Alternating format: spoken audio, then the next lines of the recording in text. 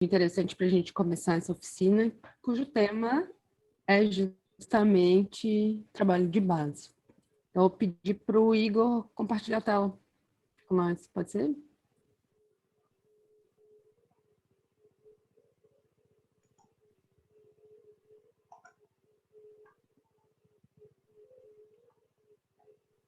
Aí. Bom, então, de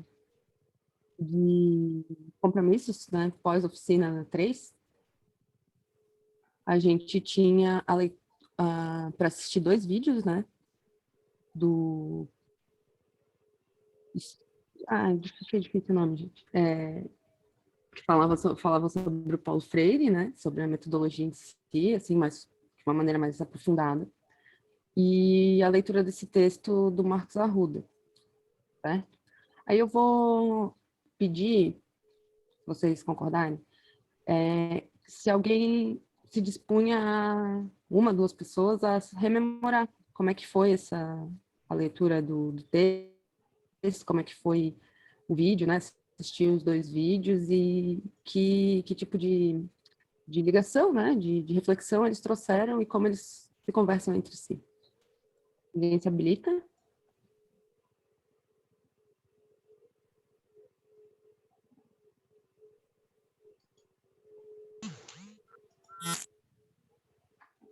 Ninguém?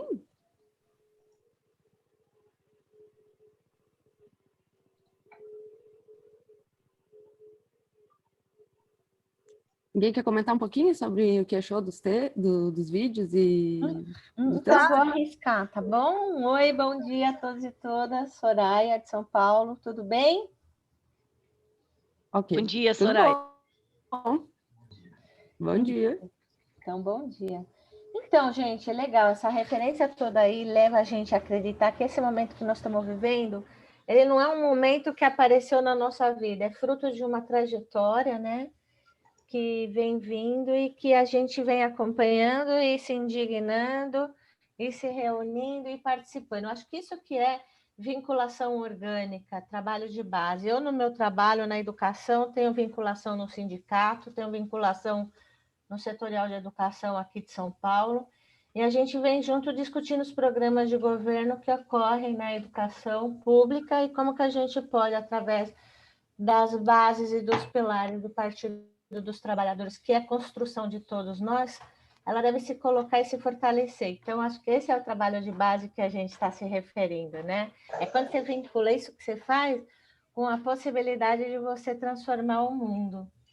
E como nós somos todos herdeiros de uma tradição que viu o mundo transformado efetivamente pela ação do Lula, e de todas as pessoas que circularam em torno dele perceberam a verdade que ele carrega, é que dá para a gente essa dimensão mística que nós petistas temos, né? Acreditar que transformar é possível, e isso se faz junto com outras pessoas que compartilham desse sonho com a gente. Acho que eu comecei, né, Marina? Agora eu jogo a peteca aí para quem quiser continuar.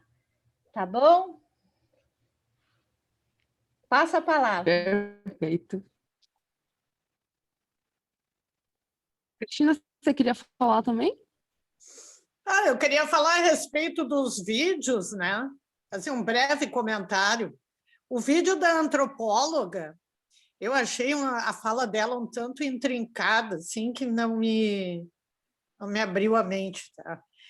O que mais me cravou, assim, até porque a minha carreira foi como professora, né? Foi o texto mesmo, do que seja o trabalho de base, né? E eu estou engajada na luta, por exemplo, no sindicato aqui dos professores do Estado, no CEPERS, que no nosso núcleo aqui a gente quer mudar os componentes do núcleo, né, da direção desse núcleo, porque faz 15 anos que estão ali e não promovem nada, nenhum engajamento na categoria, entendeu? Então, aqui a gente vai buscar fazer esse trabalho de base, que é para buscar no sindicato, no caso, né, mais direcionado.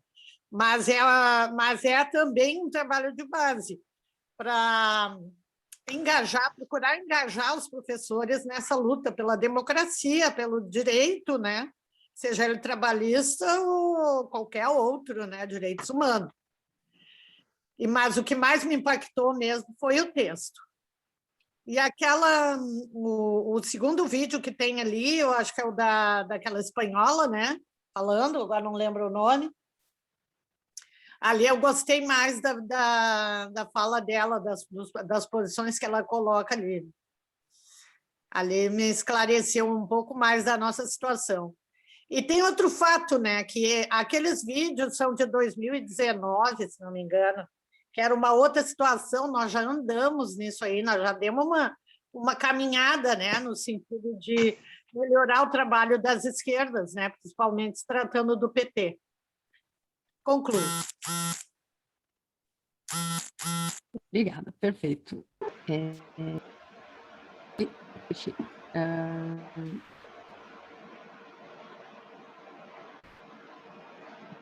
Então, agora tem mais um vídeo para assistir. Como o Dialisson está sem...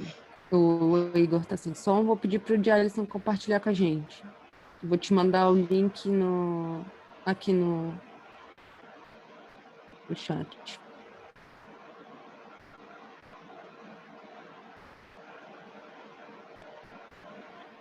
Aqui no chat? 2 palitos. Vamos lá? Abrindo.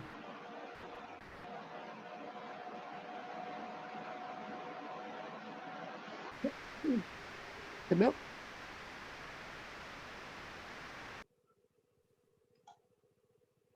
Tá na propaganda aqui. Agora, beleza. Só não vou compartilhar a tela aqui.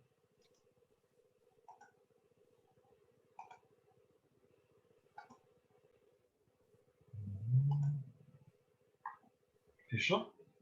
O vídeo de hoje é uma grande colaboração e não tinha como não ser uma grande colaboração, porque afinal o tema de hoje é trabalho de base e trabalho... Não, esse já foi, né? Ah, já foi? Vamos ver qual aqui. Eu te mandei no chat aqui no Zoom. Ah, tá. Perdão. É um de 28 minutos, né? É longo.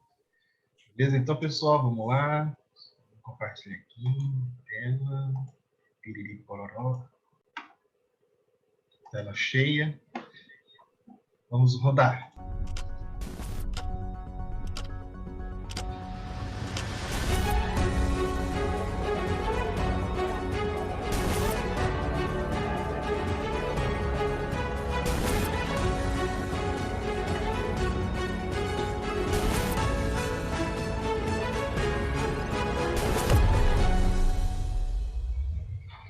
O Brasil já teve a 5ª maior economia do mundo, mas atualmente tem recebido graves retrocessos. O Brasil era uma grande fazenda, produtora de café, cana e madeira. Mas a partir da vitória da Revolução de 1930, tudo começa a mudar. O presidente Getúlio Vargas comanda vigoroso processo de industrialização, baseado nas estatizações e na expansão dos direitos laborais. De 1930 até 1980, o Brasil era uma das economias que mais cresceu em todo o mundo.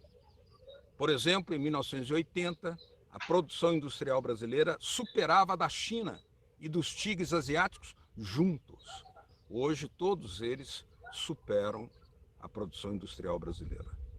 De 1980 até 2020, a economia brasileira tem sofrido um declive constante, fruto das privatizações e desnacionalizações, inclusive das maiores e mais importantes ramas da economia. Por exemplo, a agricultura brasileira, muito exitosa, é totalmente dependente de fatores externos. A desindustrialização resulta na informalidade do mercado de trabalho, no debilitamento dos sindicatos e no fortalecimento e expansão das igrejas evangélicas, inclusive na televisão e no rádio, alterando, danificando decisivamente a vida política nacional, favorecendo a eleição de um governo ultraconservador, cujo maior objetivo é destruir tudo aquilo que ainda resta da era Vargas.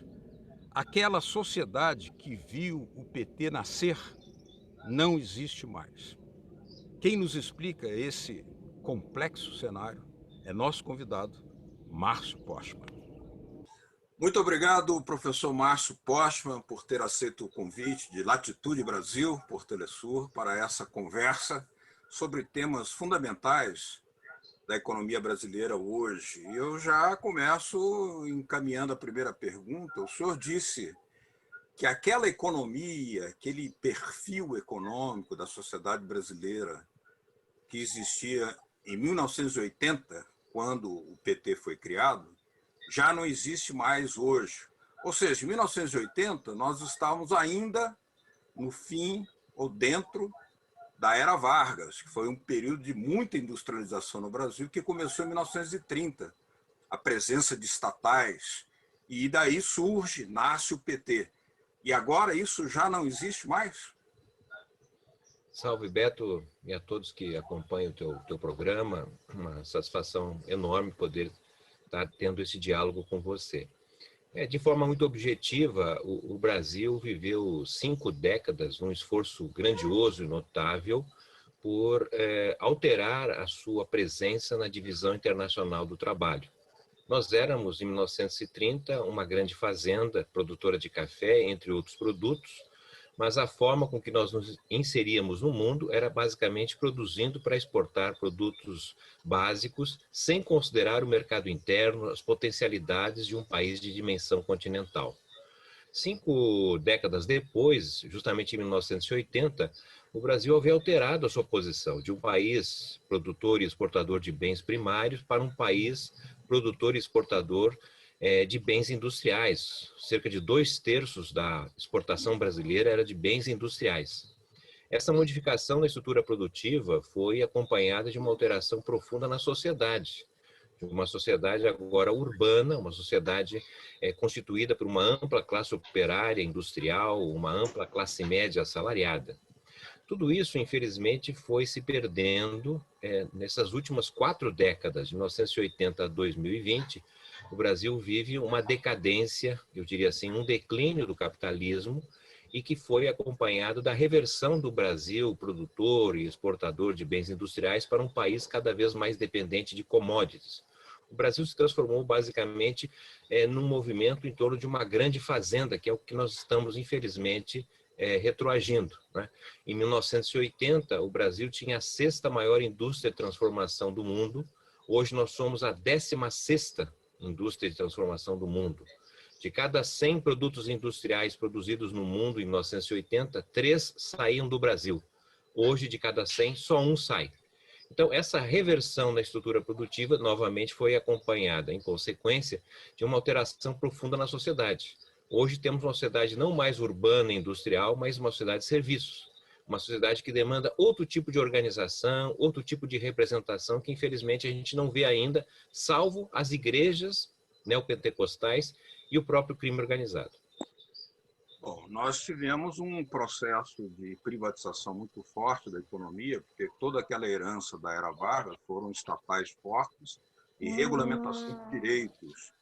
E a partir do governo Collor, depois Fernando Henrique, e que não foi alterado durante os governos de Lula e Dilma, se manteve o processo de desindustrialização resultado desta privatização.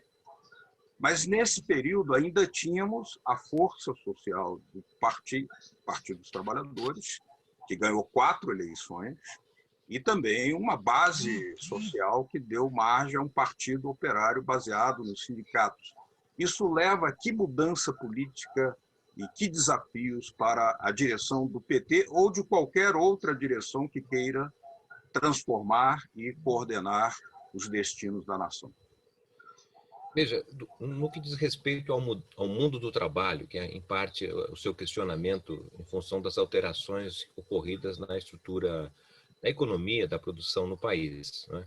Nós tivemos, basicamente, uma longa trajetória de assalariamento no Brasil, que se iniciou justamente a partir da abolição da escravatura, em 1889.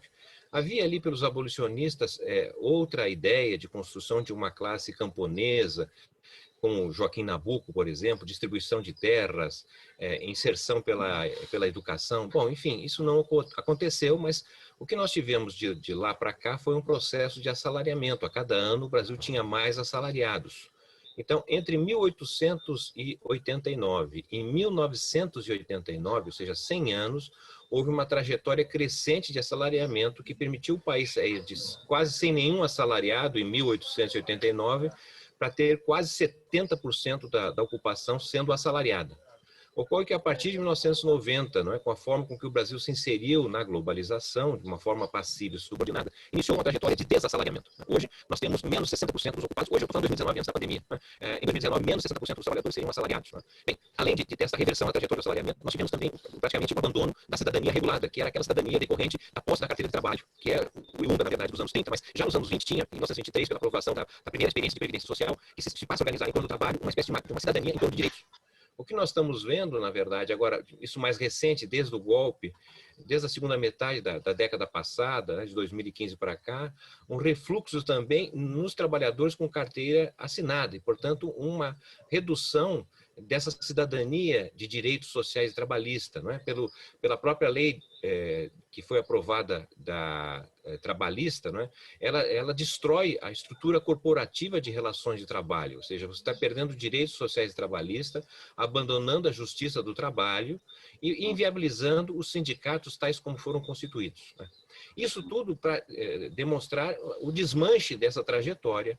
Mas isso não significa dizer que nós não temos classe trabalhadora. Pelo contrário, estamos diante de uma nova classe trabalhadora do setor terciário, classe trabalhadora de serviços. Uma classe trabalhadora que está ansiosa por direitos, está ansiosa por representação. Não é? É uma classe trabalhadora que, de certa maneira, tem muitos desejos. O problema que está justamente nas instituições que não conseguem identificar, dialogar com esse novo segmento. Me parece até que estamos diante de uma situação pré-insurrecional, dado, de maneira geral, a insatisfação dos trabalhadores diante das condições de vida e trabalho. Mas essa insatisfação que é praticamente pessoal, individual, ela não está sendo convertida numa insatisfação em torno de um projeto maior, um projeto de nação, um projeto de classe.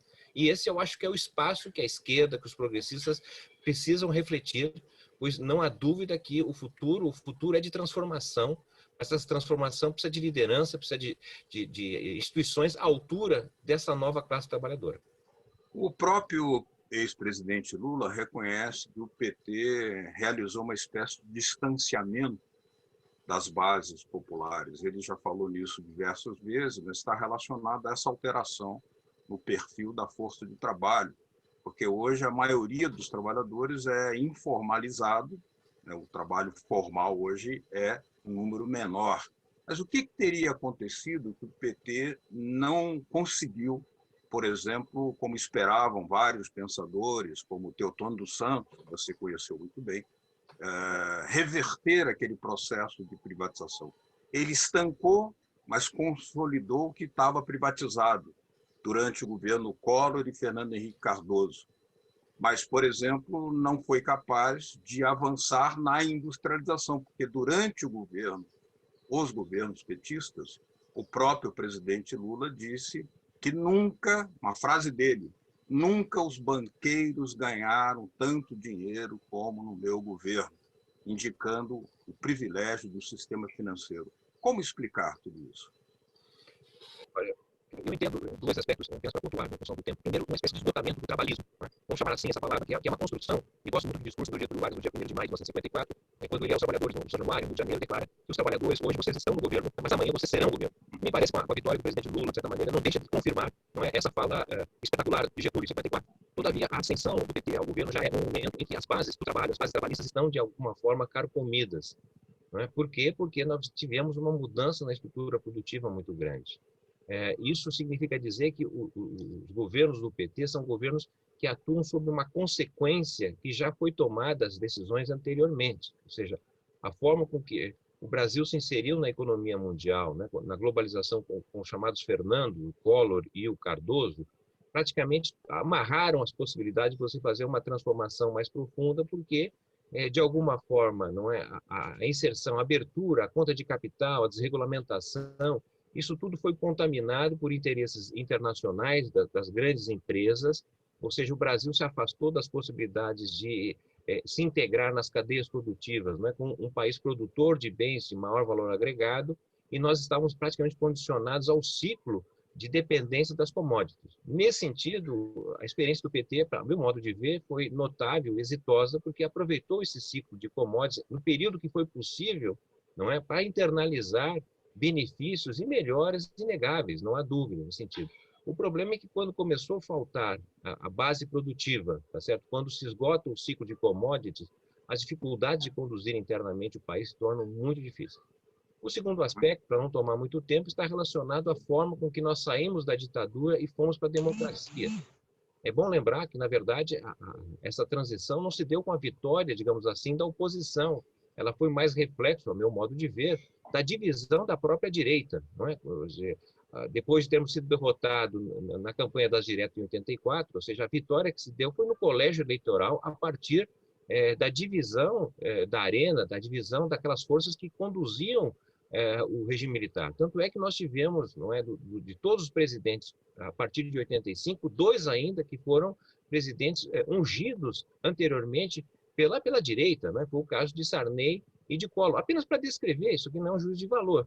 Então, uma transição que, de certa maneira, tornou muito difícil fazer as transformações que se esperava e seriam necessárias serem feitas, conforme aquele documento de 1982, então, do antigo MDB, né? Foi justamente aquele documento Esperança e Mudança, que dizia, olha, para sair da ditadura e para a democracia é necessário fazer a reforma eleitoral, a reforma do Estado, a reforma agrária, não é a reforma tributária.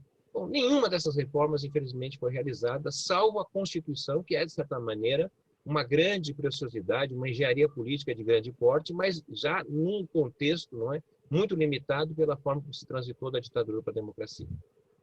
Muito bem, nós estamos aqui conversando em Latitude Brasil com o professor Márcio Postman, economista, professor da Universidade de Campinas, foi presidente do Instituto de Pesquisas Econômicas Aplicadas e também presidente da Fundação Perseu Abramo, uma fundação do Partido dos Trabalhadores. Faremos uma pequena pausa, mas já voltamos com Latitude Brasil.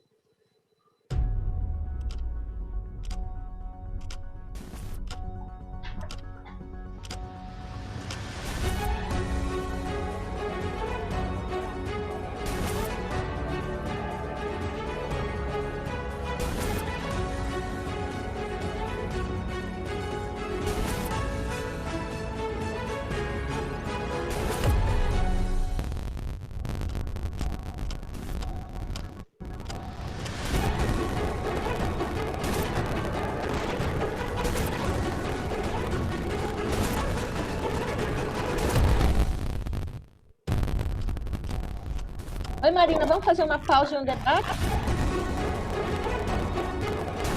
O vídeo? Sim.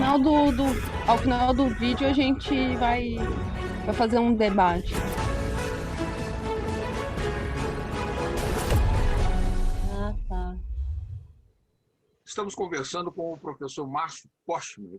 Professor, o senhor fala na nova situação da força de trabalho no Brasil, na nova sociedade brasileira, e aí destaca o papel das igrejas, no momento em que a força organizativa e política, portanto, do movimento sindical, que serviu de base alavancadora para a formação do Partido dos Trabalhadores, está num processo de descenso.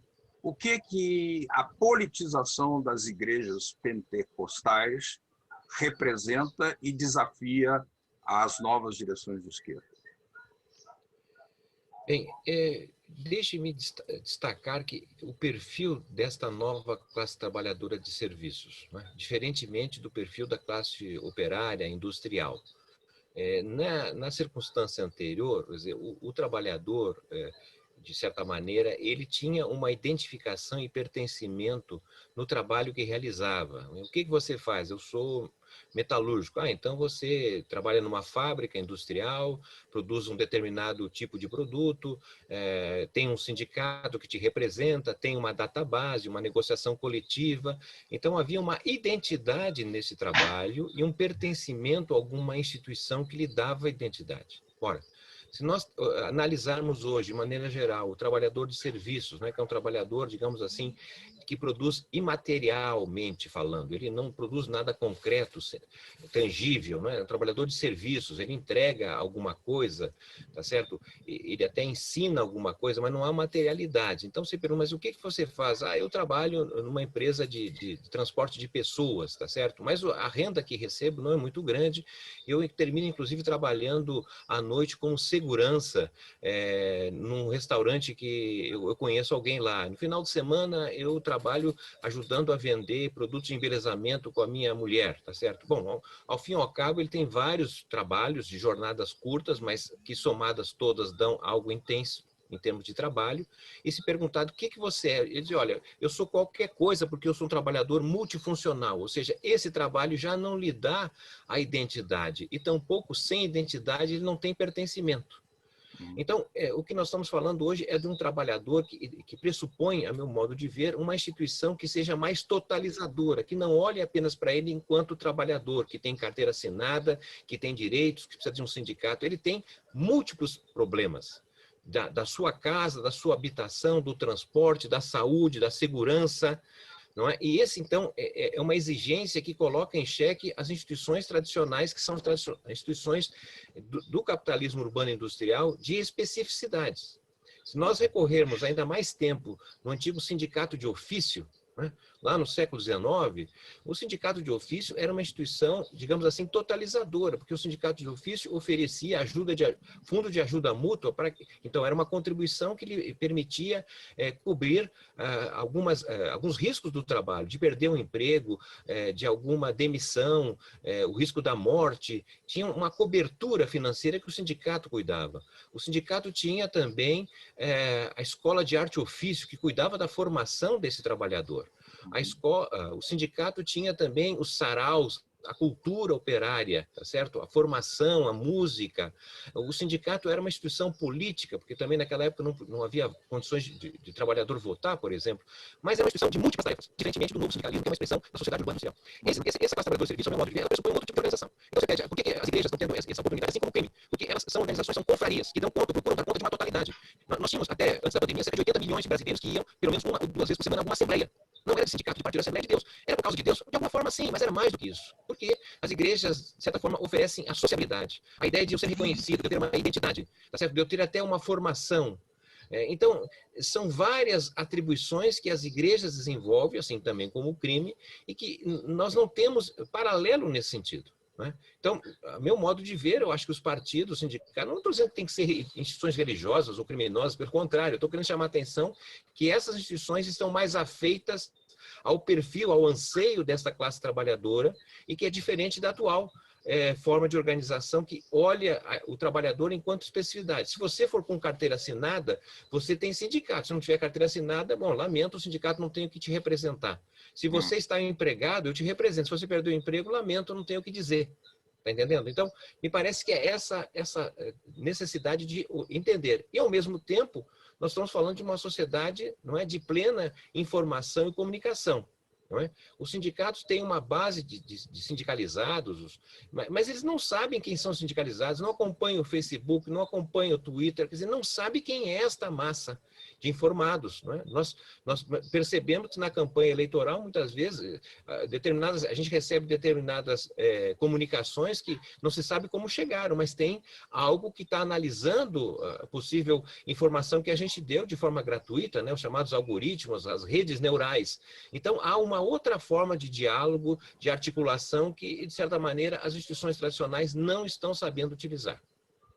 A desindustrialização que continua ocorrendo no Brasil ampliou enormemente a distância entre o que é a indústria no Brasil e o que é aquela indústria dos tigres asiáticos, que em 1980, por exemplo, nós tínhamos uma superioridade. Essa defasagem está aumentando, inclusive com desnacionalização, como, por exemplo, desnacionalização da indústria do etanol, não aproveitamento da riqueza como do nióbio para alavancar uma transformação industrial. Qual é a sua visão sobre esse processo? O Brasil era, ao final dos anos 70, o país com uma indústria diversificada e integrada mais importante do mundo, depois dos países de capitalismo avançado. Ou seja, se a gente usar o termo da época, o terceiro mundo, né, ou os países em desenvolvimento, enfim, o Brasil era, digamos, algo inegavelmente importante. Né? Nós havíamos sido quase como a China entre os anos 30 e os anos 70. O Brasil foi um dos países que mais cresceu no mundo e cresceu por vontade nacional, por convergência da sua classe dominante, por mais autoritária que governos viessem a ser, mas havia, na verdade, um projeto de país grande, de um país soberano. Não é? Bem, entendo que a forma com que nós nos inserimos na globalização, de certa maneira, representou uma espécie de existência histórica. Por quê? Porque, de certa maneira, o Brasil foi se acomodando às mudanças de fora, sem se impor, sem se apresentar, na verdade, com algum protagonismo. Né? Então, nós aderimos passivamente à globalização, não é? Nós fomos aderindo a pequenas acomodações em termos da questão ambiental. Não é? Embora os governos, de maneira geral, desde 1972, com a criação da SEMA, tenham tido alguma atuação em torno da questão ambiental, não é? Até chegar em 1985 com Sarney, criar o Ministério do Meio Ambiente, todos os governos fizeram, em maior ou menor medida, as ações importantes, mas elas não romperam. Na verdade, são ações incrementais. Não é? Como agora estamos vendo, inclusive, em relação à questão do progresso tecnológico. A gente parte do pressuposto que nós temos que aceitar, adaptar. Não é? Então, esta forma, na verdade, de condução do país, em grande medida, tem a ver com o tipo de classes dominantes aqui no Brasil, não é? Uma classe dominante mais rentista ou vinculada à questão da produção do agronegócio, de maneira geral, não é? Nos retirou a força de caminharmos com as nossas próprias pernas. E até a gente pode dizer que, guardada a proporção, o país vem seguindo uma espécie de reversão de características neocoloniais, porque o Brasil perde a soberania de decidir o seu futuro e tende a aceitar e esperar que de fora venha alguma solução para nós, e que a solução não seja produto de nossa decisão. Não é? Então, esse que é a tragédia, a meu modo de ver, porque certamente a gente teria alguma perda na indústria, mesmo se tivéssemos sido ativo, porque a globalização, a presença das grandes corporações foi retirando, em parte, a forma de produzir nos espaços nacionais. Né? As cadeias globais reorganizaram a estrutura produtiva. Mas o Brasil poderia certamente ter um peso, uma importância industrial muito maior do que tem hoje. Hoje a indústria representa menos de 10% do PIB do país, que é basicamente o que era o Brasil na década de 1910. Uhum. Bom, para terminar, telegraficamente, apesar dessas dificuldades, não há pessimismo. Nós temos condições de dar a volta por cima, não temos? Eu não tenho dúvida, porque eu, na verdade, trabalho com a história e identifico que esse momento que nós estamos vivendo é um momento, na verdade, de alteração, de mudança de época. Tal como havia sido a década de 1880, que foi uma década fantástica do ponto de vista de romper com mais de 3,5 séculos de escravidão. Não foi pouca coisa o que se fez ali, apesar do sonho ser muito diferente do que de fato ocorreu em termos da soltura dos escravos. Não é? Também o período que estamos vivendo, guardado a proporção, se assemelha à década de 1930, que foi uma década, digamos assim, de abandono da sociedade agrária para construir uma sociedade nova, e acredito que esse período que estamos vivendo é um período, na verdade, também de mudança de época. É uma outra sociedade que está se constituindo. É claro que a extrema-direita nos governa, a direita dirige o país. Não é? Nós estamos jogando, obviamente estamos perdendo o jogo, não é? Mas acredito que a gente pode virar esse jogo. Isso depende de nós, tá certo? E se a gente olhar para trás, as condições de luta dos anos 30, dos anos de 1890, eram muito mais difíceis do que são atualmente. Então, eu acredito na força do brasileiro, acredito basicamente que em algum momento, não tão distante, nós teremos condições de reconstituir uma nova maioria e fazer do Brasil aquilo que é o sonho de todos nós, um país soberano, um país justo, um país democrático. Professor Márcio Postman, muito obrigado pela sua presença aqui em Latitude Brasil do Telesur. Até a próxima. A vocês que nos acompanharam, obrigado pela sua atenção. Até o nosso próximo programa, Latitude Brasil. Tchau.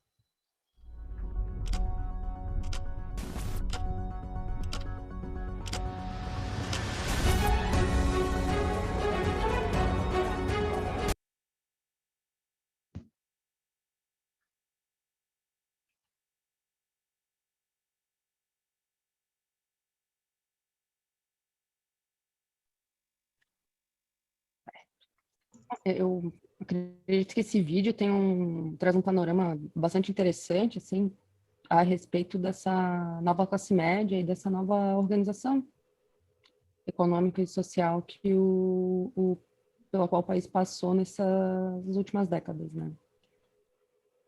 Isso é um processo longo, né? Eu, por exemplo, nunca tive carteira de trabalho, sempre fui PJ. Não vou me aposentar de maneira nenhuma. E eu acho que é necessário ter isso em mente, né? Porque a maneira de se organizar do trabalhador hoje é muito mais difusa, né? Muito mais líquida, vamos dizer assim. E tendo isso em mente, né? Tendo esse panorama dessa nova classe trabalhadora, dessa nova forma de organização da base econômica do país, e os últimos acontecimentos, a gente seria interessante, né, nesse momento agora, depois de assistir, a gente debater um pouco sobre quais são os desafios do trabalho de base hoje, né? Tendo em vista que justamente ali, quando o Postman fala que não há mais a identificação, né, do trabalhador, ele faz o que aparecer, né? Ele não é um operário, ele não é um motorista, ele é também um motorista, mas ele também é um vendedor, as coisas se encontram muito, né? É muito difuso mesmo. Não tem mais o trabalhador enquanto identidade, né? O seu trabalho enquanto identidade, o ofício. Então, tendo isso em mente, né? Quais são esses desafios, né? Como é que as mudanças que ocorreram nesse último período, a gente vai colocar o slide para vocês, que daí vai ser mais fácil de acompanhar, que a gente vai dividir em pequenos grupos.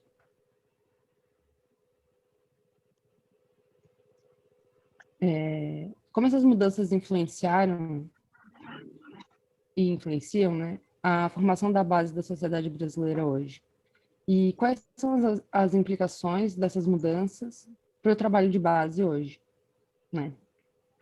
Tendo em mente justamente, e daí bom, vocês sabem como é que funciona já pequenos grupos, né? Sempre ter um relator, um coordenador e socializar depois essa discussão com a gente. Tem nada, cara. Não sei.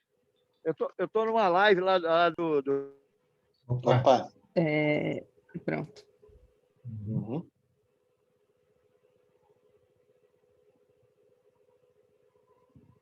Então, é isso, né? A gente dividir em pequenos grupos e discutir como essas mudanças mudaram, né? E mudam a forma de organização do trabalho social hoje, do trabalho de base. E perspectivas de como atuar. Certo? Grupo de quantas pessoas? Acho que faz uns 4 grupos, né? 5. Para ter pouquinha gente, todo mundo poder falar mais. Tá.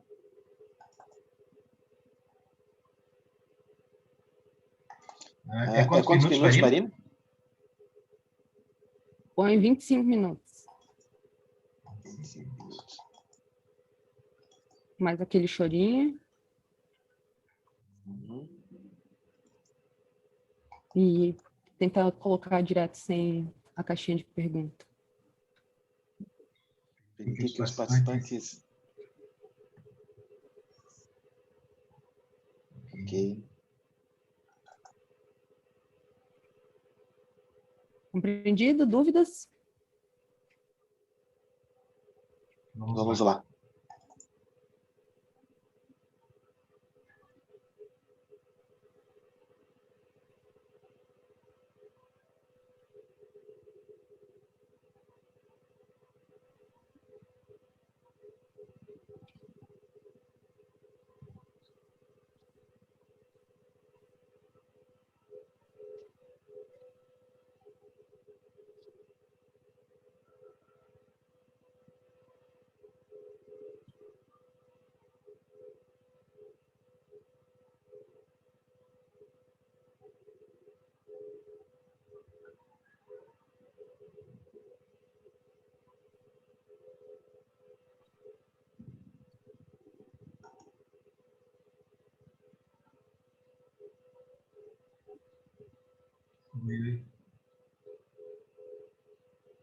O Manuel ficou sozinho numa sala.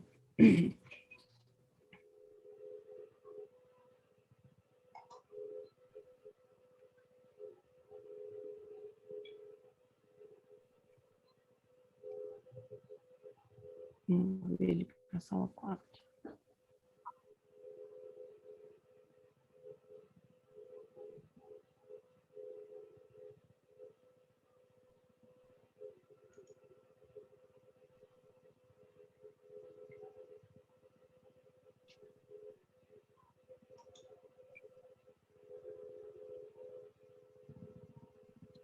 A sala 1. Vocês estão me ouvindo, não? Tô.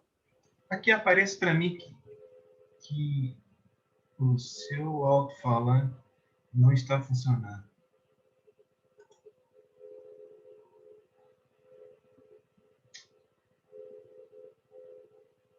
Pausa aí a gravação.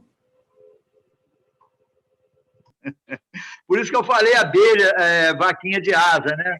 Vaquinha de asa são as abelhas. Então, porque ela não obedece cerca, né? E Carmo é um dos municípios que tem mais mel aqui na região serrana do Rio de Janeiro, né? A gente trabalhou Marina... isso e tem muita abelha. Né? Abelha é legal, né? Verdade. O Marina, Diga. Bom dia, tudo bom? Bom dia. Estou falando aqui a Jumária, somos do grupo 4. Aí a gente quer pedir a vocês, para na hora de apresentar, a gente ser o primeiro, porque a companheira vai precisar sair mais cedo da sala. Aí quer ver se é possível a gente se apresentar, ser a primeira turma. Pode sim. Vamos só esperar o pessoal terminar de chegar, tá bom? Ok, agradecida. Imagina.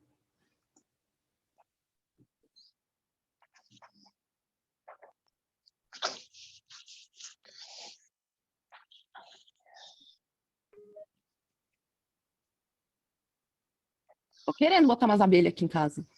De vez em quando eu vejo umas jataizinhas passando. Quero ver se eu... É isso aí, é isso, as nossas indígenas, né? Nós temos mais de 40 espécies, né? Olha o gatinho impressionante, né? Elas são legais, eu tenho na minha varanda aqui, é muito legal a abelha, né? As indígenas, elas produzem muita própolis, né? Polinizam, tal qual as nossas africanizadas, né? É muito legal, né? Muito legal. Esse eu dou Aí é conta forte, aqui, a terra de vocês é forte em abelha aí, ó. Santa Catarina é verdade, forte. É verdade. Como é que chama essa planta? Marina, como é que chama? Aí que eu estou te falando, isso aí é do...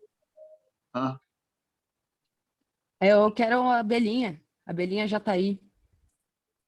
Vamos arrumar. Esse negócio de... Numa varanda de uma casa aqui, tem 10 espécies de abelha indígena, só numa varanda de uma casa. Porque a abelha gosta de lugar quente, amor, né? Lugar quente, elas proliferam mais. Eu estou com um carro parado aqui, que eu montei uma exposição do Sem Terra, e as abelhas estão tomando conta da caminhonete. Então, eu estou aqui meio que... Você vê que eu vou, volto e tal. Eu tenho um pedacinho de terra também, chega lá, o carro enche de abelha jataí. Né? Acho que é agosto aqui na minha região aqui, que é a época da captura, né? Você faz aquelas capturas, né? Eu vou fazer é isso aí.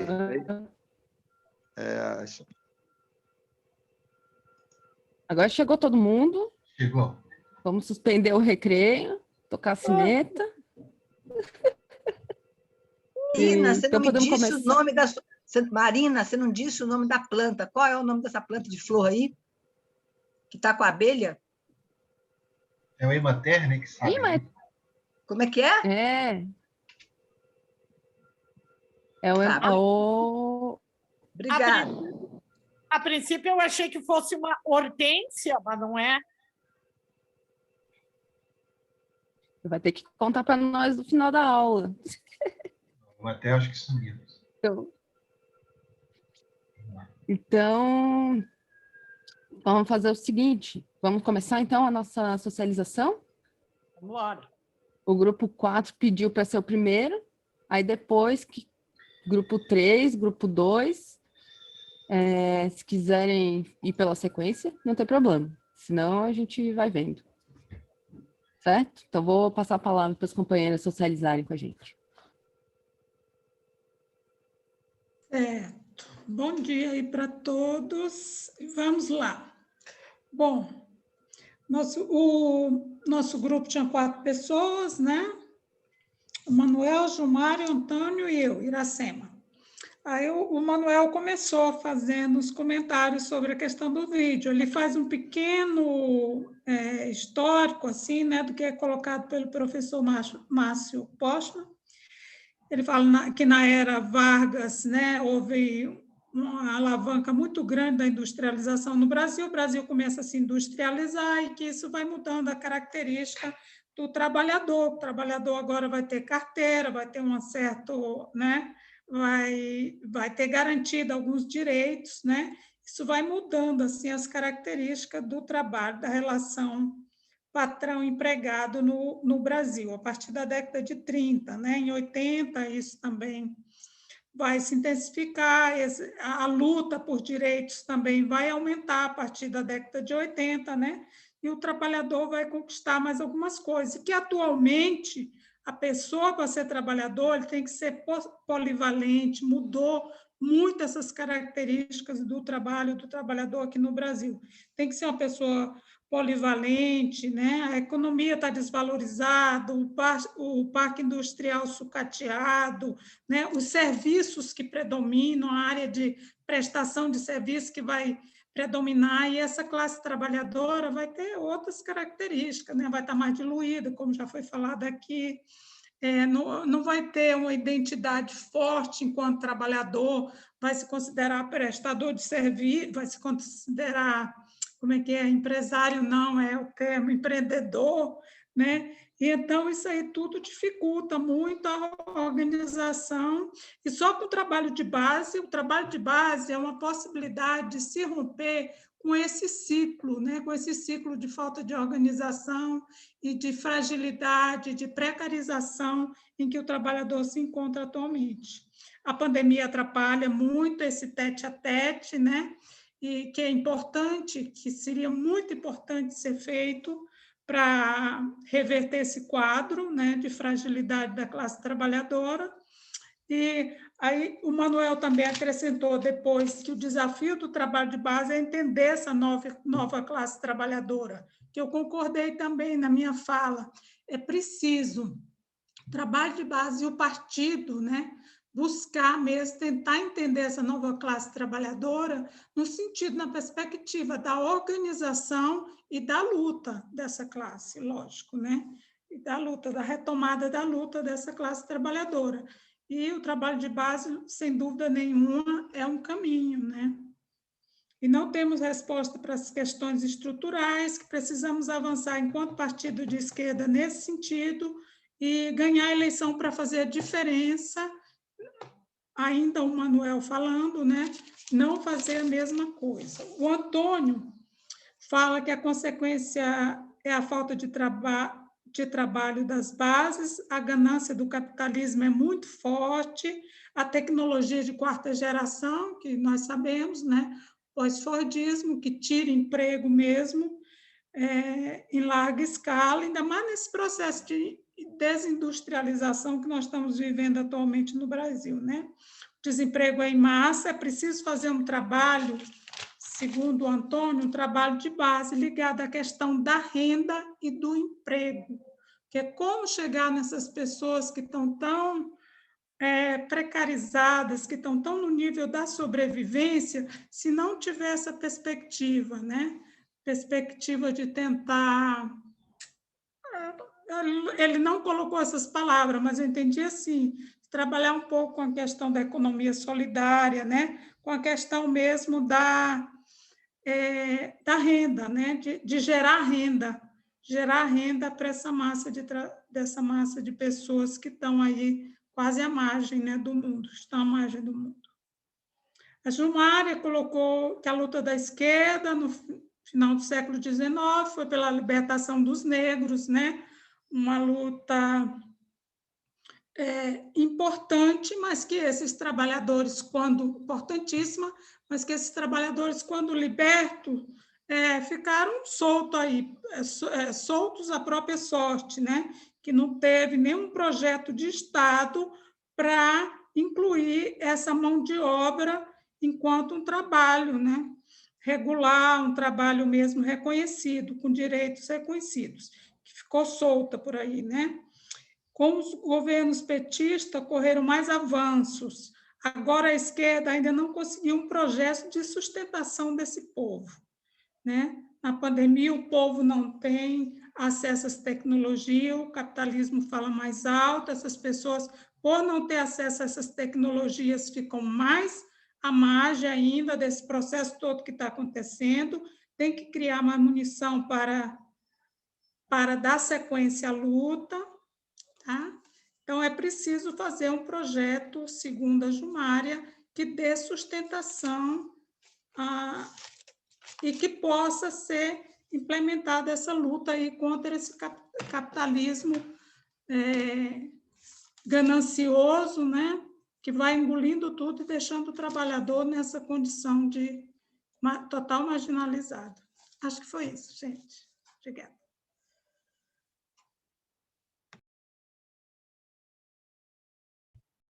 Se alguém da turma 4 quiser complementar, tá? Que eu tenho esquecido, alguém, por favor.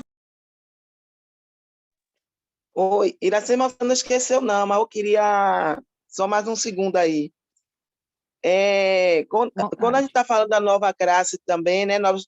Novo modelo de trabalhadores, né?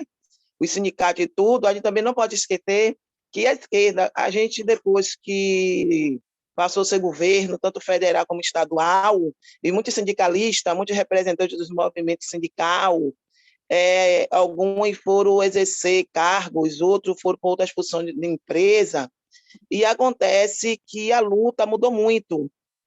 A maioria dos trabalhadores deixaram de ser ouvidos, entendeu? E isso também atrapalha muito no desenvolvimento do Brasil, no momento de nossas lutas, no momento do partido de esquerda, porque eu falo isso porque aqui na Bahia, né, eu sou de Salvador, os sindicatos, alguns, caíram muito, mas não só aqui, acho que foi nível Brasil, porque muito foram para dentro do governo. E na hora de ouvir a base, alguns teve de seguir a orientação do seu líder maior, que foi o próprio líder do governo. Dizer, o presidente, o governador, quem vai ser contra? Quem vai ser contra o prefeito? Entendeu? Vocês estão com um cargo lá. Então, acho que também é uma perda grande nessa política dos sindicalistas ir para dentro do governo e depois esquecer o histórico da base. Só isso aí mesmo para poder concluir aqui. Perfeito. Muito boa contribuição. Grupo 3, quer socializar com a gente? Poderia? Com Fátima, Lúgira, Soraya e Tereza Cristina. Oi, bom dia. Que a gente era grupo 3, mas tudo bem, vamos lá. Legal essa contribuição das companheiras aí do grupo anterior. Nosso grupo também foi constituído por 4 guerreiras no Rio de Janeiro, a querida Fátima, São Paulo, eu, ali em Canoas, do Rio Grande do Sul, a gente teve também a Tereza Cristina, e finalmente do Ouro Preto, de Minas, então a Lúgera, um grupo da região sudeste. A rigor, a gente tem compreensão e clareza que esse vídeo ele é importante e remonta a uma mudança que foi apontada muito corretamente para a nossa, né, chateação, mas é que acarreta, inclusive, em algumas perdas nessas implicações dessa falta de identidade do que era um trabalhador aí no século passado e o que é um trabalhador hoje, né? Então, essa questão da multifacetação lá da possibilidade dele estar atuando em diversas frentes, fragmenta a sua identidade e também o retira de um coletivo, que é uma questão que precisa ser combatida. Ela traz, então, a falta de uma referência segura, pautada historicamente pelo que foi o sindicalismo, e com essa precarização total de trabalho, gera, então, portanto, uma precariedade nas condições de trabalho e perda da força na luta pelos direitos trabalhistas. Então, é uma perda que remonta à necessidade, inclusive, de combate nesses direitos, sobretudo na questão previdenciária, e uma alternativa que esse grupo, e que também acarreta outras dificuldades dentro dessa lógica, que é a falta de profissionalização, aperfeiçoamento profissional e responsabilização pela própria formação, que acaba também sendo levada como se fosse responsabilidade dele, ele não tem emprego, a despeito desses 14 milhões de desempregados que estão aí hoje no governo Bolsonaro, sem nenhuma expectativa de ter algum benefício. Então, há necessidade, sim, de uma possibilidade de refazer essas relações de encontro, de movimento, e de necessidade de reeditar novas formas de possibilidade de resistência, tipo, por exemplo, uma organização via cooperativa. Então, houve do grupo uma ponderação forte sobre essa questão desse sujeito que está multifuncionalmente comprometido com uma sociedade que está dividida entre a influência pentecostal da pior qualidade e da criminalização, que é uma vertente forte comandada pelas milícias, e que traz para a gente aí uma preocupação, sobretudo pela fidelização que esses públicos têm em relação às instituições que hoje são protagonistas das ações que ocorrem nas comunidades, sobretudo as que têm baixa escolaridade e baixa autoestima.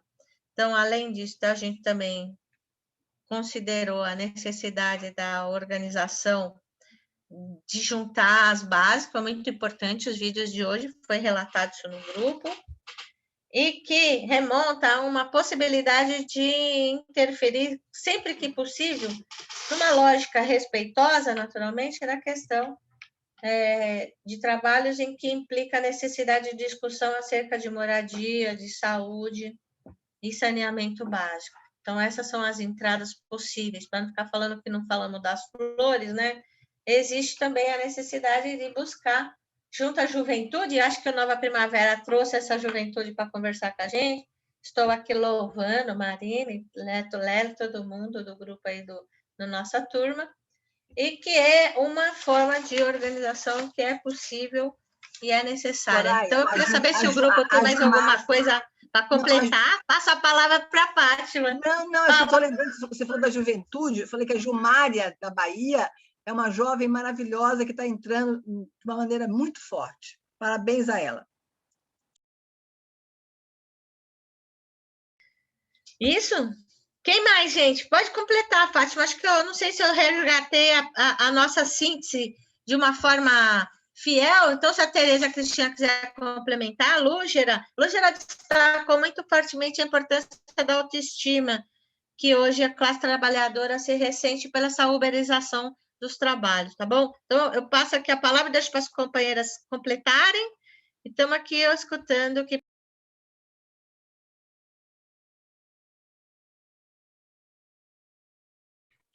Zoraia, você foi esplêndida. Parabéns. Eu não preciso falar mais nada.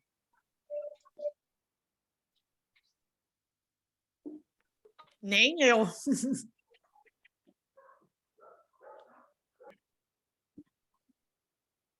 Então, agora o grupo 2. Ô, Fala o Marina, eu nome não das sei. pessoas. Eu não tenho o meu grupo também, não. É o de vocês. O Beto, a Giane e o Muniz. Aqui, nós não chegamos nem a tirar um relator para poder falar aqui. Eu escrevi algumas coisas, mas aí eu vou colocar o que eu captei e aí as outras pessoas complementam, tá bom? Tá certo, Muniz. E aí o pessoal vai comentando. Já no início da nossa conversa, houve um questionamento sobre a forma de encaminhamento das questões, porque nós vimos um vídeo sobre a questão da educação bancária versus Paulo Freire ali, teve os textos sobre o trabalho de base, depois teve um vídeo também falando de trabalho de base, e depois chegou na problemática dessa questão das normas de trabalho. E nós viemos para uma discussão. E são temas que, apesar de eles estarem interligados uns outros, eles ficam muito soltos quando a gente não vai conversar cada ponto desse, né? Isso aí foi uma dificuldade do grupo. Dentro disso, eu anotei algumas coisas assim que me veio, e foi, de forma geral, por todos, né? Da necessidade, nós precisamos voltar para as bases dessa visão de educação Paulo Freire, uma educação social, cidadã, em oposição à questão dessa bancária que é de formação doutrinária para um trabalho opressor, né? A importância de escutar e de perceber como os movimentos sociais já existentes trabalham nos seus territórios e como a gente pode junto com isso, né? Teve também uma colocação, um lembrete de como é bom rever o Freire, como ele revigora e amplia a visão, porque cada vez a gente vê uma nova questão que a gente não tinha percebido, ou ela é ampliada a partir do que a gente já vinha percebido. Também se colocou a necessidade de uma reflexão dos caminhos, os novos caminhos, que ainda não são consolidados do novo formato de mercado de trabalho, né? A partir da questão do último vídeo aí. Também nos foi colocado a necessidade de estar próximo da base a partir do acolhimento, escuta, das vivências e das urgências locais, um diálogo profundo nas comunidades e trabalhar muito junto aos postos de saúde, usando isso como ponto de partida. Também essa questão que foi colocada, porque a impressão de que o avisionamento da ideia de formação de base é a partir do trabalho. Mas a formação de base, pelo que a gente entende, inclusive nos vídeos anteriores, é de uma formação cidadã. Porque se a gente pensar, então se a pessoa tem tudo resolvido, o problema é só agora, porque temos 14 milhões de desempregados? Não é. Então, o trabalho é um ponto dentro da formação de base, formação cidadã. A gente tem que pensar a educação, saúde, a fé, o trabalho, moradia. Mas são muitas questões que, a partir da formação de base, que é da formação cidadã, devolver ao cidadão a sua autoestima, o limite da sua capacidade, da sua força enquanto pessoa, seja para o trabalho, seja para o que ele for disponibilizar, a sua força, né? É uma formação da pessoa, no seu campo mais amplo possível. E não só a questão do trabalho, porque senão você sabe, a pessoa está trabalhando, está ótimo, não tem nenhum problema, está pronto.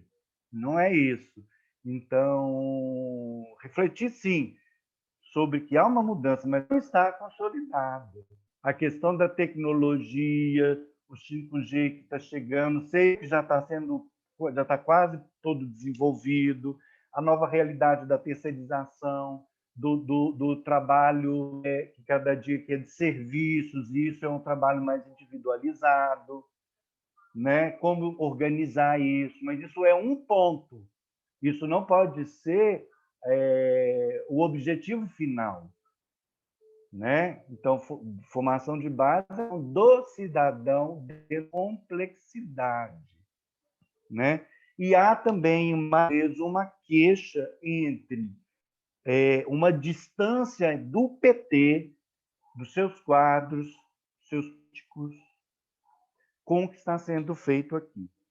Há uma questão de que ainda o PT, lá na base, está muito mais focado numa discussão eleitoral e eleitoreira do que na formação. É como se a militância está fazendo um de base e que nem o próprio PT sabe do que se trata. Eles estão em caminhos e nem um pouco interessados nessa questão de base. Então, foi mais ou menos essa conversa, tá? Então, os companheiros, se quiser completar, se eu deixei de falar alguma coisa, coloca aí, porque foi mais ou menos que eu capturei aqui neste momento. Tá ótimo, ministro, eu me sinto representada. Muito bom. Acho que é isso aí, sim. Eu queria adendar, acho que foi fantástico, ministro. Grande poder de síntese, ministro. Eu só queria trazer o seguinte elemento, que o ministro já falou, mas eu queria trazer do ponto de vista do perfil, do que eu estou entendendo que seja o Nova Primavera. Quando se diz que é um núcleo de vivência, o termo vivência nos remete direto à questão da vida, e não é qualquer vida, não é a vida eterna, nem a vida passada, as vidas passadas, é a vida que nós estamos vivendo hoje, no concreto, com tudo isso que o Márcio Portman trouxe, e com o Covid. O Covid é uma coisa que está nos cerceando parte da nossa alma. Eu perdi minha tia semana passada, uma tia que tinha apenas 8 anos mais do que eu, a irmã mais nova da minha mãe. Perdi na Argentina, porque ela mora na Argentina e eu moro aqui, mas eu perdi amigos aqui também, né? Meus filhos tiveram Covid, meus netos tiveram Covid, graças a Deus. Então, o Covid tem uma dimensão que não é menor. E, para mim, é o seguinte, eu não vou discutir com o irmão crente, com o irmão da Igreja Pentecostal. Não vou discutir sobre Bolsonaro com ele. O que eu quero fazer, por isso que eu não acredito muito nessa ideia de criar uma sede do PT do lado de cada igreja pentecostal aí. Eu acho que isso não resolve, porque o problema está dentro da gente também, dentro do coração da gente, né? Está dentro do afeto da gente. E se esse núcleo é para ser um núcleo de vivência e estudo, e intervenção política também, evidentemente, disso se trata, mas, para mim, a metodologia freiriana não tem que nos levar a entender, e eu quero entender isso ainda, não só no intelecto, mas na afetividade e na ação também, nós precisamos, a partir dessa circunstância do Covid, na minha opinião, nos voltar, e acho que aí tem a ver com a gurizada que está aí, que estava no vídeo, de dialogar com o território, com cada território. Né?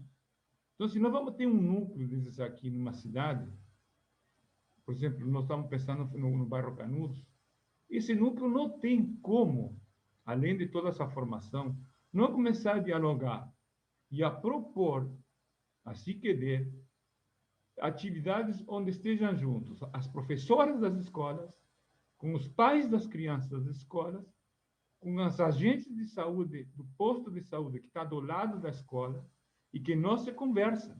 Saúde da mulher, saúde das adolescentes, questões de saúde com ervas, vamos dizer assim. Nós temos um padre aqui, católico, que tem um centro holístico, que trabalha com ervas, que trabalha com terapias alternativas. Então, nós temos que fazer isso. O núcleo tem que servir para isso, para a gente dialogar, tentar. Não é que nós vamos puxar isso, mas nós podemos ser uma célula que agita e que vai permitindo com que as pessoas se encontrem em espaços comuns. Claro, por enquanto não dá, mas assim que comece a dar fisicamente, a gente precisa isso. Como não discutir saúde da família junto com a escola? Porque tem que estar separado uma política da prefeitura da educação, outra para a saúde, outra para a assistência social. E eu digo por experiência própria. Outro dia a gente vai conversar sobre isso, vou apresentar o que nós fizemos lá anos atrás aqui.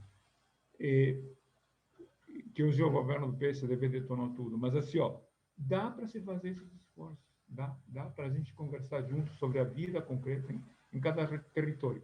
E aí o pessoal que vem que milita, ou que tem complô com isso, que reza lá com o pastor, quando se trata do concreto, de vir defender o filho, de vir, ele vai vir e vem porque é isso que importa na vida real. Claro que eles são muito tensionados pelo outro lado, mas se nós conseguirmos conversar, ter capacidade de audição, de ouvir e de começar a juntar, quando a gente se ajunta pela base, é muito bom, porque a gente começa a se enxergar numa fraternidade, não é fraternidade, sabe que tem o meu problema aqui. Não tem por que um estar puxando para um lado para o outro. Claro que quando vem o político que tem interesse, principalmente os políticos de direita, embora os nossos também não são problema, mas que o interesse é só eleitoral, aí tem problema, mas nós precisamos nos dar conta disso para construir um outro processo. Construir desde abaixo, a partir dos interesses e da necessidade vital que cada família, que cada ser humano tem. Né? E o Covid, quem sabe, ele tenha esse mérito, por assim dizer, de a gente acordar e se dar conta que a vida é importante e que é mais fácil e melhor viver em comunidade. Eu chamo a atenção para esse elemento aí. Obrigado.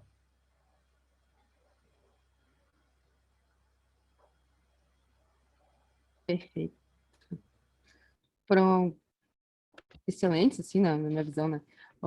Essa socialização dos pequenos grupos com a gente. Elas já iniciaram um certo diálogo com esse nosso próximo passo agora aqui nessa oficina de hoje, que seria um novo debate, e eu acho que já começamos bem, sobre quais os possíveis caminhos, né, do trabalho de base hoje, dada a nossa realidade, que a nossa realidade é desemprego, é Covid, né, é uma sociedade tensionada, né, e de luto, né, e, invariavelmente, o luto, ele perpassa, né, como conversar, e aí eu vou iniciar aqui um pouquinho o debate.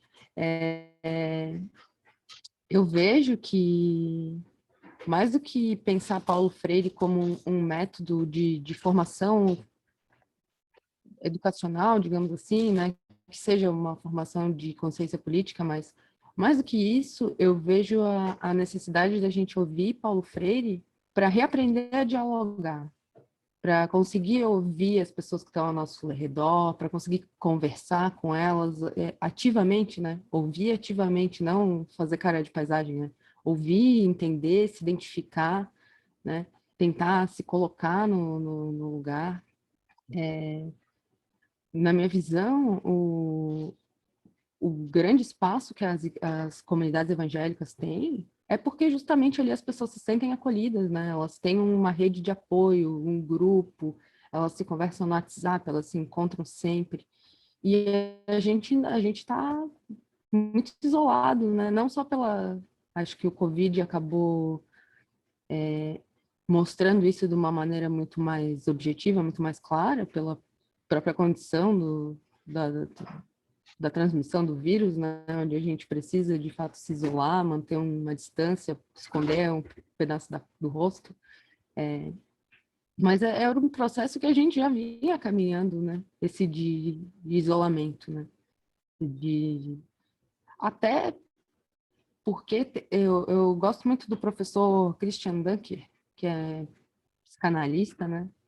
E ele tem um livro muito interessante com o Vladimir Safatli e mais um outro professor da USP, onde eles colocam essa questão de como o neoliberalismo ele é mais que um sistema econômico, né? Ele é a mediação do homem com ele mesmo e com os outros, né? A gente se cobra, se põe enquanto pequenas empresas, né? E eu acho que o grande mérito hoje, assim, que eu vejo, né, de ter o Paulo Freire como patrono dessa nossa jornada aqui, nossa nova primavera, é justamente essa disposição que ele tinha em ouvir e em acolher, né, as pessoas dentro dos círculos de cultura, uma conversa. Eu acho que isso é importante e vital, assim, para a gente poder caminhar e construir juntos socialismo, né? Esse é o objetivo, essa sociedade solidária, fraterna, né? E onde todo mundo possa viver bem, sem tanto perrengue, sem tanta preocupação com coisas que não deveriam ser preocupação, né? A gente olha quanta vacina tem no mundo, que os Estados Unidos comprou tudo só para ele. Quando estava no começo da pandemia, eles foram lá roubar máscara de outros países, né? Sendo que é uma situação que a gente só vai conseguir ultrapassar coletivamente, enquanto países, buscando o objetivo só, né? Que é diminuir a transmissão, se prevenir. E essa não é a lógica hoje, né? Senão eu vou ficar divagando aqui, vou deixar aberto para vocês. O que mais querem contribuir? Ai, gente.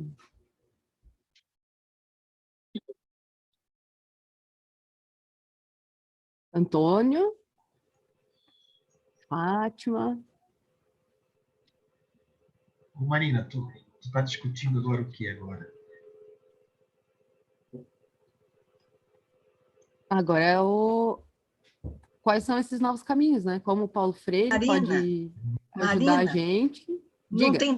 tem dois grupos para falar ainda? Falou o 4 e o 3 só. Não? Não, foi o do Beto, o da Soraya. Foi, né? O 4. Porque estavam 4. Eram 4 grupos, mas tava eu, o Igor e o de Alisson. Ah, tá. Aí não é um grupo propriamente. Entendi. Desculpa. Não vale isso aí. Vocês estão juntos aqui e vão dar o exemplo. Não vale? Vocês são uma nova primavera, eu tô aqui tem falando. que falar também. Não, mas o de Alisson não falou e o Igor também não. Estão lá as duas barbinhas aqui do meu lado. Tá, falem O Igor tá de castigo. O Igor tá de castigo hoje, tá sem som. Coitado. Foi mutado pelas Big Techs. Não permite que ele se expresse hoje. Bah, tá pior do que o Big Brother isso aqui. Então tá. O Igor tá com probleminha no microfone hoje.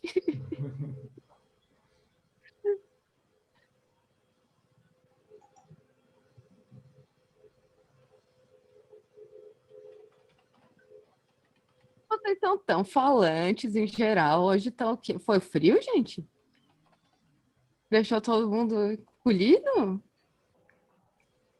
Mas do São Paulo para cima não faz frio. É tanta coisa que a gente chega a ficar atordoado. Não sabe para que lado ir. Qual coisa que você mandou? Assim eu me sinto muitas vezes. Chegou mais cedo? Eu não sei para que lado ir, como agir, é tanta coisa que tem acontecido, é tanta loucura. Mas essa pandemia, né, que nos tranca, que nos limita, a gente realmente não sabe para que lado vai. Mas eu ressalto também o seguinte: nós temos que lutar, e essa é uma luta muito difícil por conta da desinformação dos grandes meios de comunicação, que são patronais, que são ultra neoliberais, que ou não dão a informação ou dão uma informação deturpada, né? E, na verdade, prestam mais um desserviço à população do que um serviço. Então, por isso que a nossa luta é difícil, porque nós temos que lutar contra esses gigantes, e nós somos Davis. Eles têm os aparelhos, né? Olha só, galera, olha, eu recebi do meu filho, agora está numa porta de fábrica de calçado aqui com a namorada dele, que é advogada do Sindicato dos Sapateiros. Vocês acreditam numa coisa? Eles estão fazendo mobilização porque as trabalhadoras, a maioria são mulheres, eles estão impedindo de ir no banheiro. Isso aqui, gente, é de 200 anos atrás. Que coisa! Indústrias do calçado de Novo Hamburgo estão impedindo de ir as trabalhadoras e os trabalhadores no banheiro. Imagina a questão da mulher. A questão da mulher, nem vou falar aqui, não preciso falar. Né? Eu fiquei chocado agora, recebi uma foto dele aí. Estão com bandeira do PT e da CUT e apoiando os trabalhadores. Só para ver isso que o Márcio estava dizendo, né? Mesmo onde a gente está com a indústria, estamos com essa situação aqui de 200 anos atrás. Né? Como ter entrado aqui, mas fiquei chocado com isso agora. Com essa reforma, ela já foi toda para fazer o retrocesso dos direitos dos trabalhadores. Voltar à época da escravidão e da hiperexploração. Marina, pede para Maria do Rosário entrar em contato aqui com a galera de Novo Hamburgo, com o pessoal do sindicato, para ela botar a boca no trombone, porque é uma questão de direitos humanos, né? Pois é. Sim. Aquilo que eu estava comentando. A gente não sabe disso. Tu sabe porque tu tem alguém lá que está te informando. Mas a gente não vê na mídia, na grande mídia, né? A gente acaba vendo através só da nossa bolha. Mas a grande imprensa faz esse servicinho de esconder os fatos das pessoas. Nossa, eu fiquei atordoada com essa de não poder usar o banheiro. Imagina.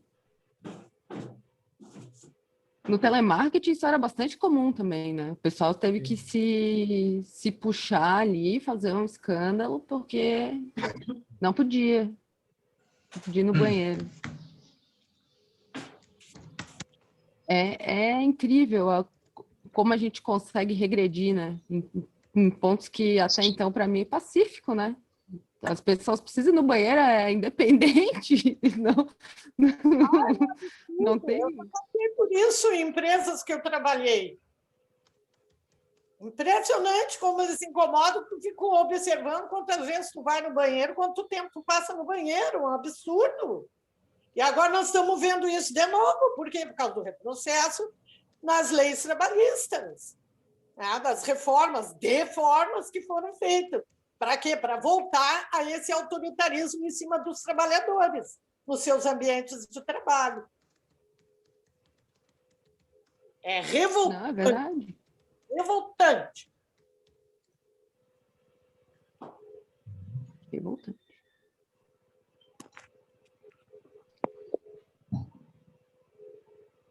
O capital não dá trégua, né, gente? O que se ganha? Que tipo de produtividade é essa? Onde a pessoa precisa trabalhar apertada. quem produz, assim. Não faz sentido, é a dominação pela dominação. É mais que uma questão, não sei, né? Agora, devagar. É mais, exato. É uma questão de subjugar o outro, né? De exercer poder. É incrível isso. E o pior deu até vontade de mostrar. E o pior é que aí é que surgem os mini-fascistas, né? É nos ambientes de trabalho, nas chefias. É aí que se dissemina o autoritarismo, os mini-autoritários que se espalham nesses lugares, né?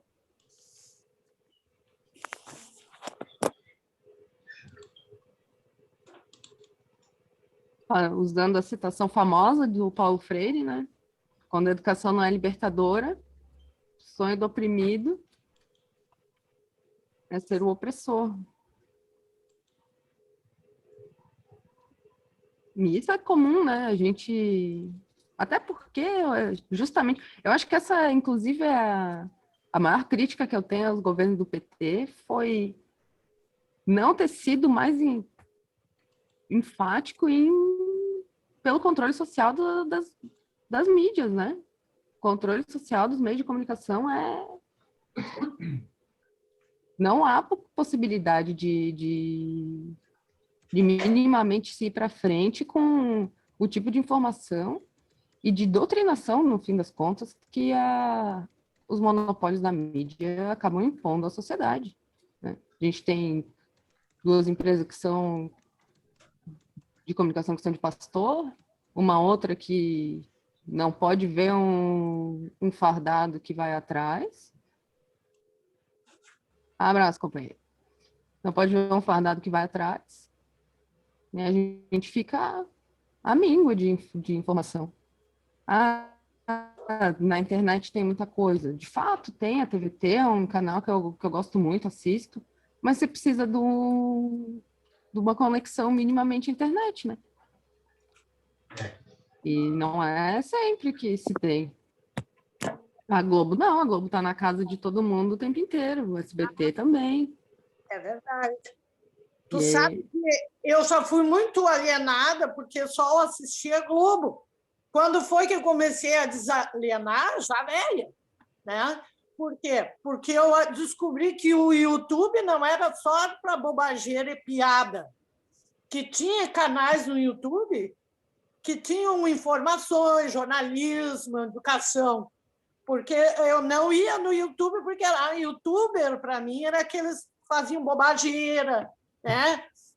Graça, stand-up, era isso que eu achava. Então, claro, se tu não tem outros canais, você ficava o quê? Aonde? Na TV aberta. Né? Sim. Uma não é muito melhor que a outra, não. E todas elas levam a essa alienação da sociedade. Com certeza. E o YouTube também, se a gente não cuida, quando vê, está assistindo um vídeo de algum negacionista, terraplanista, que é o que eles mais fazem, o algoritmo mesmo te joga para esse tipo de conteúdo que não... Tem que ter, tipo...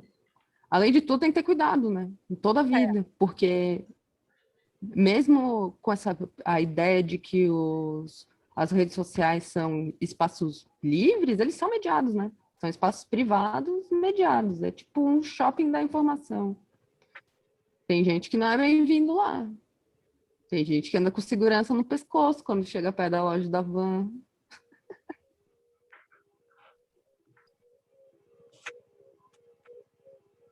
Então, esse espaço falso público, né? Acontece também que a massa da população não tem acesso ao Wi-Fi, né? De qualidade, para poder usar mais o YouTube, né? Fica mais no WhatsApp. Por conta dessa precariedade de Wi-Fi.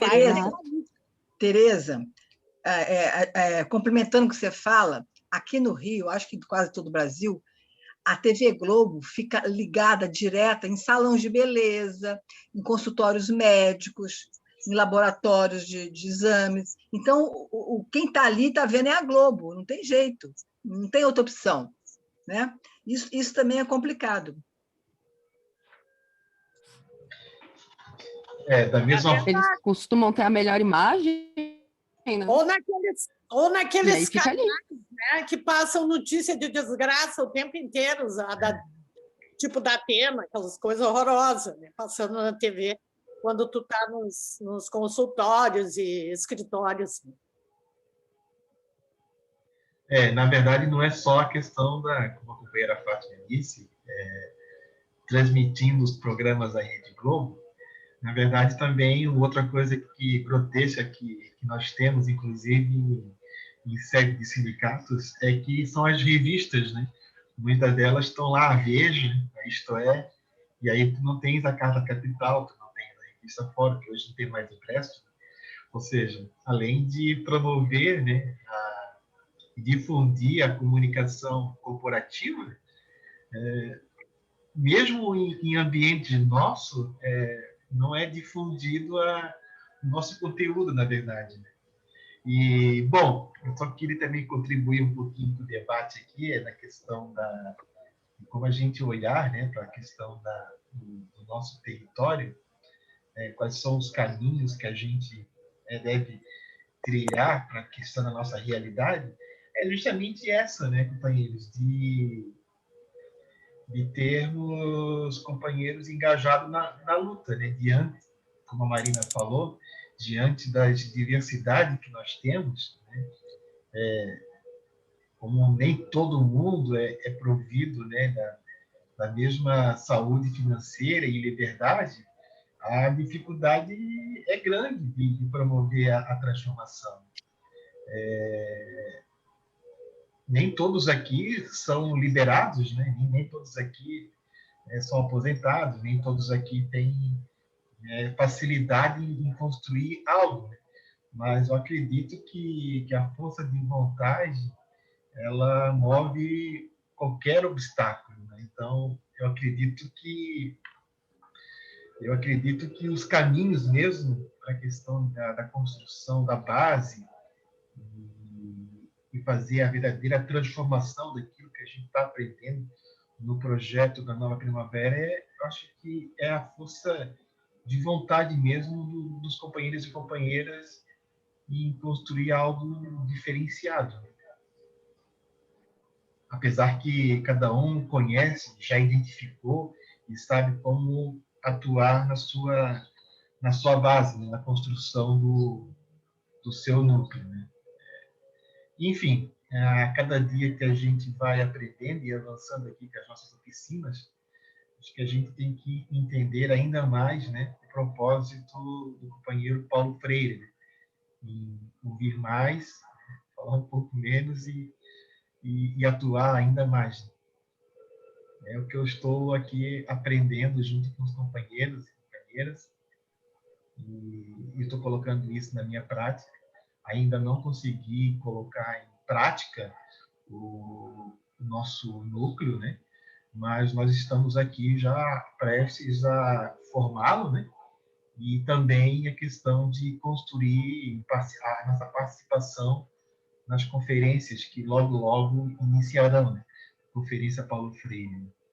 Não sei se todos e todas aqui, né, já entraram em contato com a instância municipal, mas já a partir de julho já começam os debates, logo irão vir a tese guia, né, que na verdade não é um documento extenso, assim como a gente idealizava, né? É uma conferência livre, mas a ideia é fazer. Então, o caminho que eu acho, na verdade, não tenho certeza, para a gente trilhar, né, diante da construção da nossa política de base, praticamente é a força de vontade da nossa militância, né, diante das nossas diversidades que um tem de outro.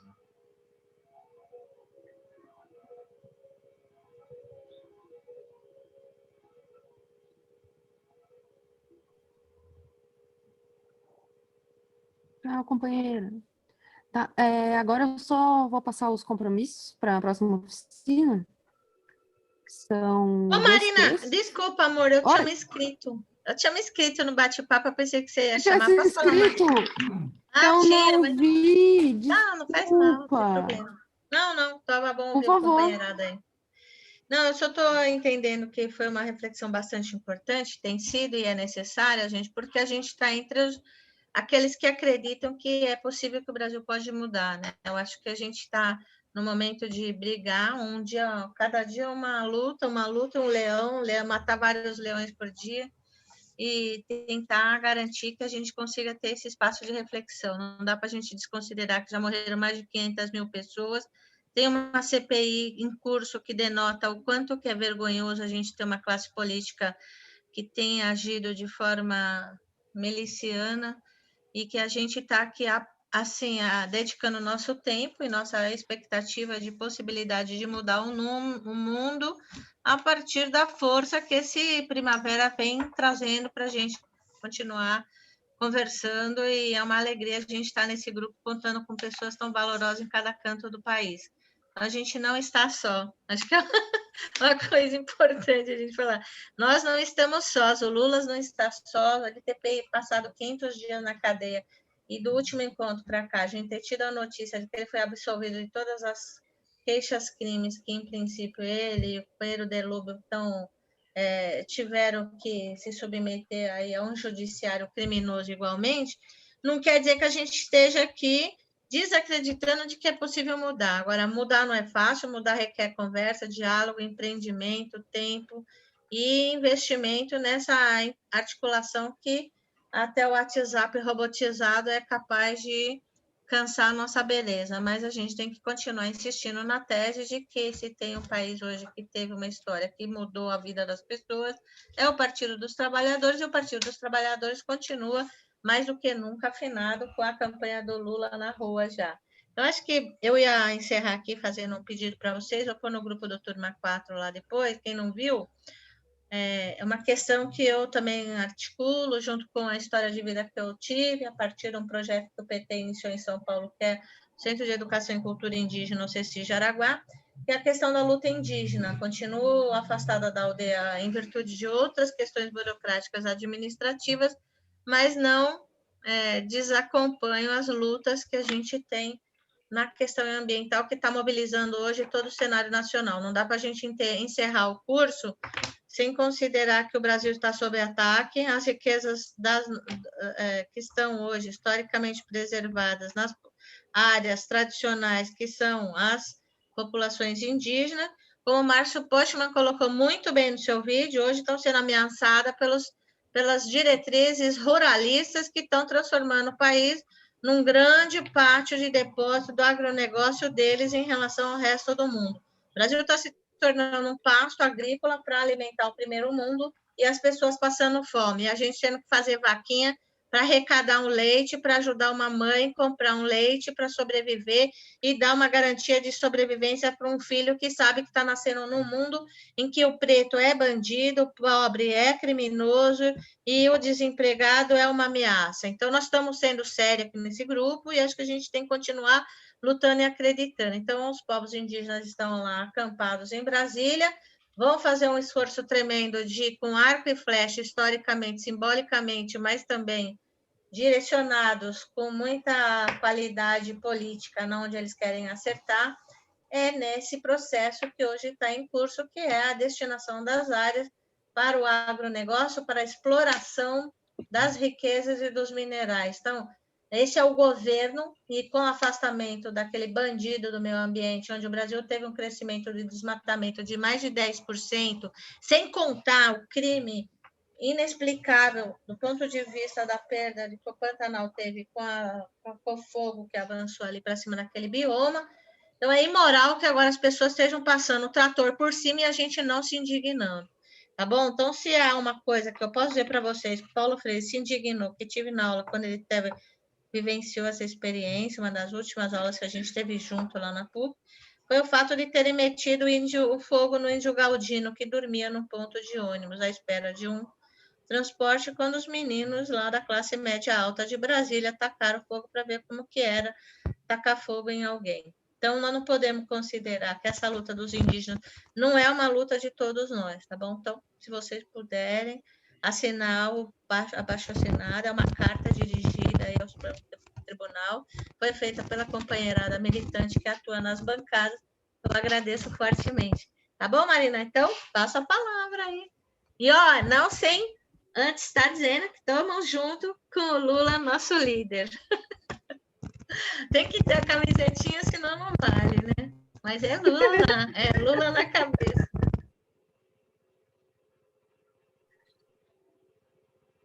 É verdade. Marina? São tantos flancos sob ataque que é difícil, né? Diga. Eu não sei se os companheiros e companheiras foram orientados, mas seria bom relatar aqui o que cada grupo discutiu, né? Para que depois o Igor e a gente, talvez, nós, possamos sistematizar o debate, né? Não sei se foi compartilhado aqui no chat, o que cada grupo discutiu. A gente pede no WhatsApp também. Se quem não colocou, já saiu. Se o relator do grupo já saiu, a gente pode pedir no WhatsApp. Tá bom.